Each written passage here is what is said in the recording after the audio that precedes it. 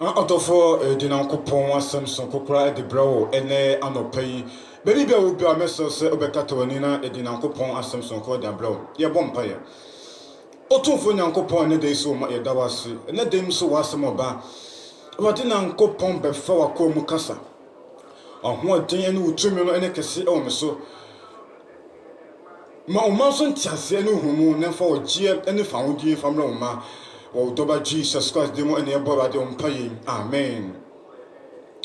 Eden ankopon so asese ne dey so odi ene aduminu mi na eguso ati enkwami ene nankopon asama eba ne se, why are you afraid? Your storm is over.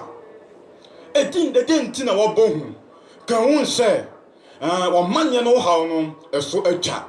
Also the disciple followed Jesus when Jesus got into the boat and the disciple followed him. Also so etina kudom na so for the edinachi. Etwa se nipa bia wo tesa susu no. Etwa se wo di Jesus Christ achi. O haw no wa manya no wa tete namu na no. Etwa se wo koso di Jesus Christ de achi. And some finity the bia wada.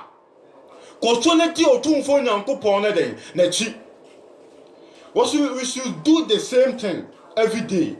Following Jesus faithfully will not only help you to stop worrying, but it will lead you to heaven. HSC a Jesus Christ to Nachi Danny na. And man that Jesus Christ to achieve Nachi did that. Yanko son did Jesus Christ achieve. Because she did Jesus Christ a divo nukroma and the other or so him.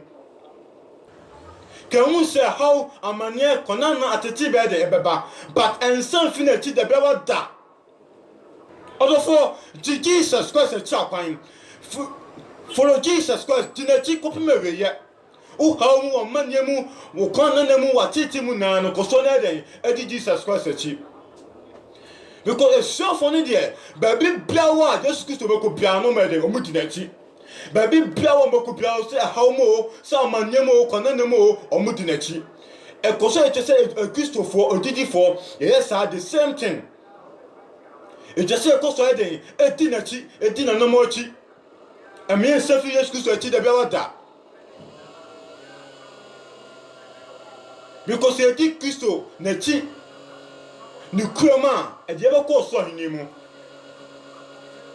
na kan won se o Kristo ni bia o tesa susu de kan won se o be face Kristo o fa Jesus Christ a una ntototo sa we dan a hawo na ma ne be den e beba nje chase ye ti Jesus Kristo de anomo chi dinachi dani na me self Jesus Christ wo e mo bi dan da en ka cho se Jesus Kristo etimi mo awo e mo mi da ama no nchi won fi ye onyankopon de achi odofo mo bia na da koso na Jesus Christ achi wate without so na Jesus Christ achi na Jesus Christ nkuto na betima de aduma boa o obi no betima de abo asase so obi no betima de aduma boa o ese Jesus Christ nko a Jesus Christ nko na betima de aduma boa o so na so for de edi Jesus Christ achi e je so Christ ni biawa ye koso de edi Jesus Christ de achi na Jesus Christ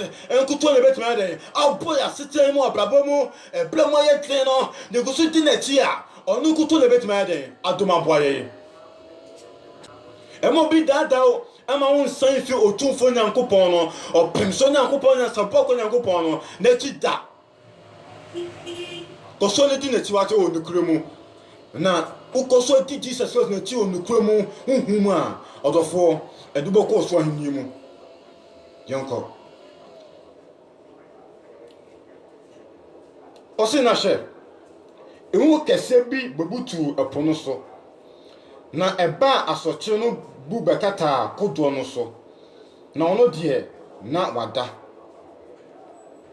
so even followers of Jesus have problems. Just because we are followers of Jesus doesn't mean that we won't have storm in our life.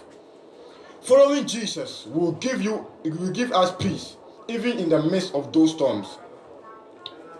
Say you did Jesus Christ anomochi. And on just say how na manene de emma. So who did Jesus Christ dia e dia sunjoma pa e beba. Even in the midst of the storm no kwa no e dia sunjoma pa na de bebra. Can who say ojiji ni bia o Christo ni bia no uji Jesus Christ no e na easy sa e how no man de beba. Na ye Jesus Christ cha kan no we dan a how beba. We dan man beba. Ba ko so na gentidie mu e o Christo mu. Na o how no entan wa da ko pema weye. Entan wa da o. Entan wa da ko pema weye. Na we dan a how no e beba weye. Ye ndan ko poma de beba botire. Yes, we bo abutire. Enti ko so ne tintim na ase, ko so na Jesus Christ ase. E mo be that because of ahocha wo nam nti. O mo we nko be that down. If Jesus Christ na mo chi, e do ko shebe be mi ko sa wo ko she. Odofo e ma danfo bi e na da wo fi Jesus Christ na mo chi. E ma wo bi na da o. Me se ko so ne Jesus Christ chi. Na onu ko to e betime na adoma boa wo ha no ma ne no e so be twa. How no man no day and time what da ko pum dey awiye da. How no and time what da there be e wo wiye. E so be twa am wonya wo found die and o je ne found die e di abroad. Odofo wutie mi begin the Pastor John Osei Kofi. Mbese me catch us subscribe to this channel Lex Osei TV. So subscribe a adoma bi beba adoma ne ba keka adoma no so o si beba o si ne ba kekere o se dani na no mbenya otumfo Nyankopon asem den atie mbenya otumfo Nyankopon asem zo atie wona Nyankopon hirawo na wona okese ofon fi adomu enko adomu o Jesus Christ demo amen.